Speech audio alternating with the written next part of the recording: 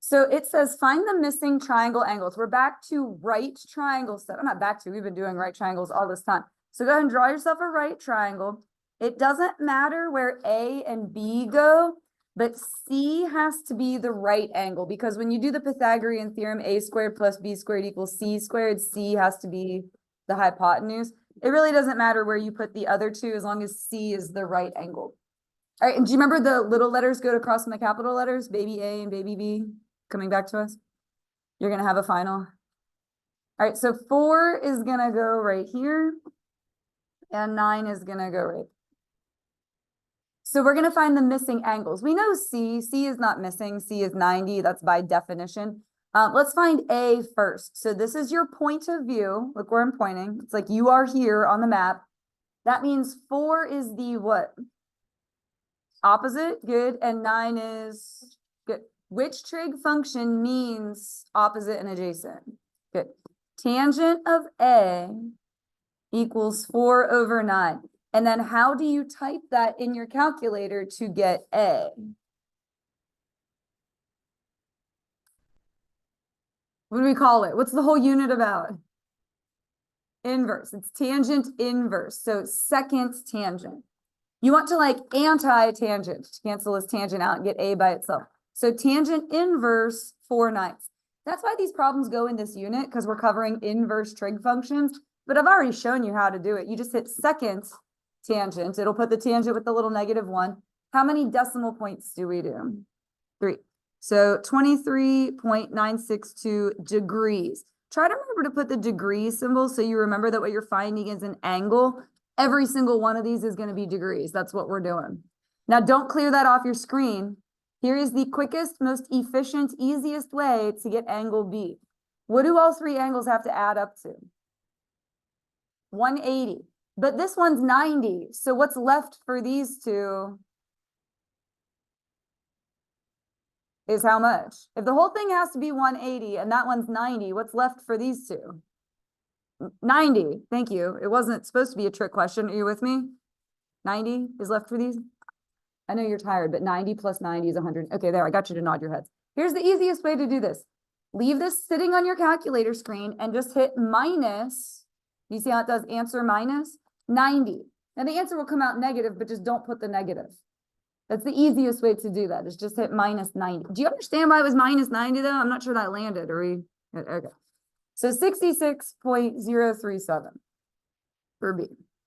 And that's fine. You don't have to show any work for that, because I'm going to know that you just typed it in the calculator, and that's fine. How calculator problems work, there's not generally a lot of work for them because you're doing a bunch of button pushing. Let's try it again. So draw yourself a right triangle. It doesn't matter where A and B go, but C has to be the right angle. So if you label yours opposite to me, we're going to end up with the same answers, right? So baby B is 5.3. Baby C is 12.9. So again, let's find A first for no other reason than it's A. This is your point of view. That means 5.3 is the what? Adjacent. 12.9 hypotenuse. So that means which trig function for adjacent and hypotenuse? Cosine. So cosine of A equals 5.3 over 12.9. And again, how are we going to type that? Inverse cosine. Cosine inverse. So second cosine, 5.3 divided by 12.9.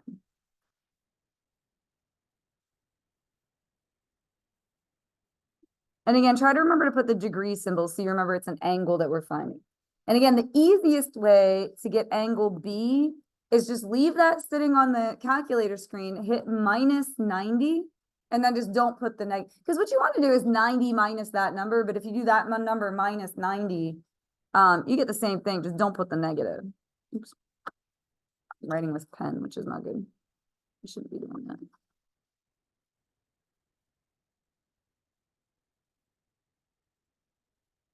All right, and then we've got the story problems. So you have to have an imagination. A child is flying a kite on a string 17 meters long. So imagine the child flying the kite. Where does the 17 go? Good, that's the string of the kite. The kite is 10 meters up in the air. So where does the 10 go? Yeah, the opposite part. What is the angle of elevation from the child on the ground? So X goes there. Or you can call it whatever letter of the alphabet you want, but X is usually good. All right, do you want sine, cosine, or tangent? Sine, good, because sine is opposite over hypotenuse. So sine of X equals 10 over 17. And you're going to type inverse sine.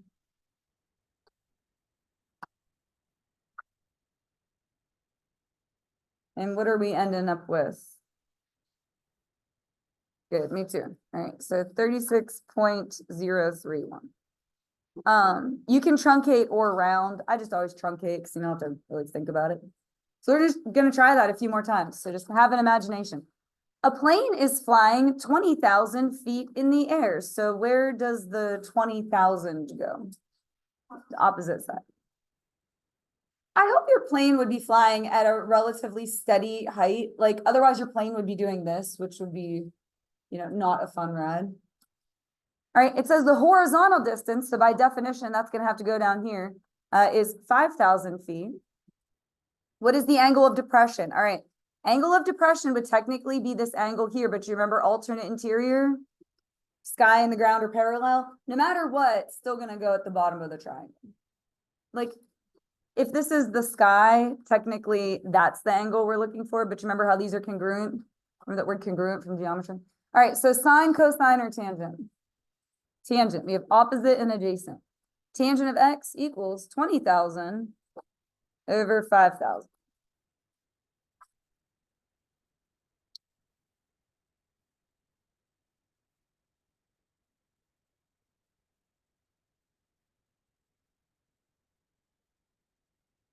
Yeah, isn't that nice? To review.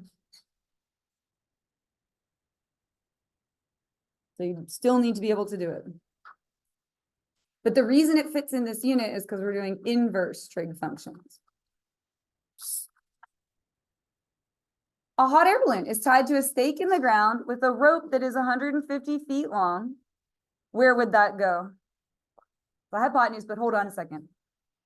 The horizontal distance, so by definition, that has to go down here, is 23 yards. You should go, hey, wait, hold on a second, because what's going on there? Yeah, one is feet and one is yards. Do you know how many feet are in a yard? 3 is correct. 3 feet in a yard. Now, you can change everything to feet or you can change everything to yards, but I recommend yards because the numbers will be smaller. So all you have to do is take this number and divide it by 3 because there's 3 feet in a yard. So if you take 150 divided by 3, what do you get? So that's 50 yards.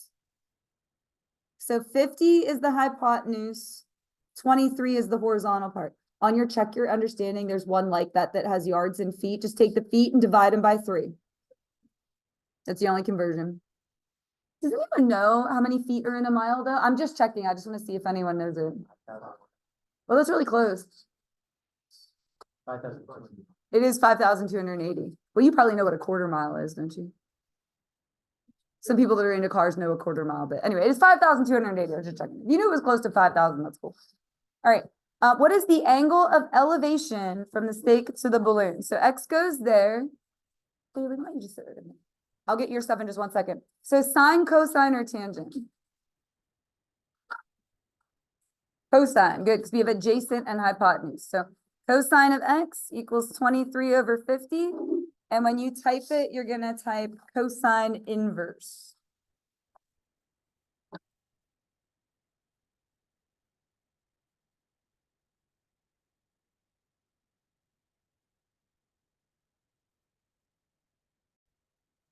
All right, so for this one, a boat is being pulled into a dock 10 feet above the water. The dock isn't growing. It's going to stay the same height. So where does that 10 go? Yeah, the opposite part, the vertical part.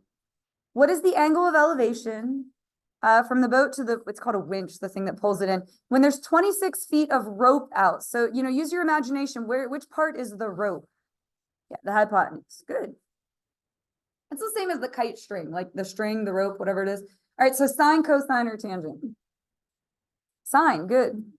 You have opposite and hypotenuse. And so you're gonna type sine inverse, so second sine 10/26.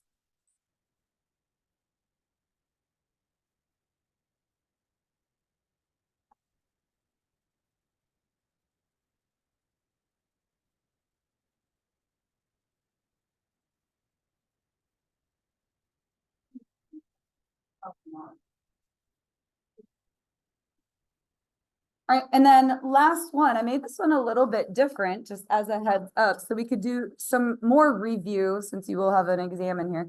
A hiker looks up to the top of the mountain with an angle of elevation of 33 degrees. This person's gonna hike up 15 miles up the mountain and 17 miles down the other side. So it's not going to be a right triangle. This is the mountain. 33 is gonna go here. It's 15 miles up and then 17 down the other side. So the mountain is not symmetrical, which makes sense. Mountains aren't going to be symmetrical. Okay. Your question is, what is the angle at the peak of the mountain? So that's what we're looking for. If it's not a right triangle, SOHCAHTOA goes out the window. Do you remember we did a whole unit on how to solve it when they aren't right triangles though? What is your angle and side pattern? Again, we're reviewing it because you're going to have an exam in here. So let's review it now. Side, angle, good. Nice job. Now, unfortunately, that is the naughty word spelled backwards. So this is your analysis. Theta is acute, good. Means less than 90. You can review it now or later. I was just thinking now would be good. And then the opposite, which is 17, is what compared to the adjacent? Greater. What that means is you're good, just do the problem. Do you remember if the opposite side is big enough, you're good, just do the problem? If it's not big enough, do you remember you have to bring down the height and do the whole everything? Okay, but this one's good, we're going to just do the problem. Do you remember the law of sines? You need a side across from an angle. So how's it going to get set up? 17 over sine of 33. Good job. Equals, and then 15 over, now it's gonna have to be this one. That's okay. I need a different letter of the alphabet though instead of X. Are you guys good with Y for that? Okay. So it would be over sine of Y. Follow along with me. I'm gonna remind you how to type it. You're gonna need an inverse. That's the topic that we're doing, okay? Because what you want is the angle. Well, let me start by asking, does anyone remember how to type this? You would do second sine, running out of space here. And then what? Second sine, everybody follow along. Well, hold on, it'd be 15 sine 33, you cross multiply. So 15 sine 33 divided by 17. So again, hit second sine, sine inverse, which is the whole topic we're doing. And then you cross multiply and divide. 15 sine 33 divided by 17. Anyone feeling brave? You're in radians. I got y equals 28.722. Is that cool? All right. You can store it if you want, but let me show you how to do it without storing it just to save you some time. You want to take that number and add 33. Do you see what I'm saying? Add those together. And then if you subtract 180, it will give you the answer for the other angle. Just don't put the negative sign. Or if you want to store it, go ahead and do that. I was just trying to help you avoid that because I know storing it can be really annoying. If you just subtract 180, it'll give you that answer. Just don't put the negative. So I got 118.277. Can anyone confirm they got the same stuff as me? Okay, because I'm human and I hit buttons wrong too. I just want to make sure someone got the same thing. So that was your review of law of sines. You guys did well with that. Nice job.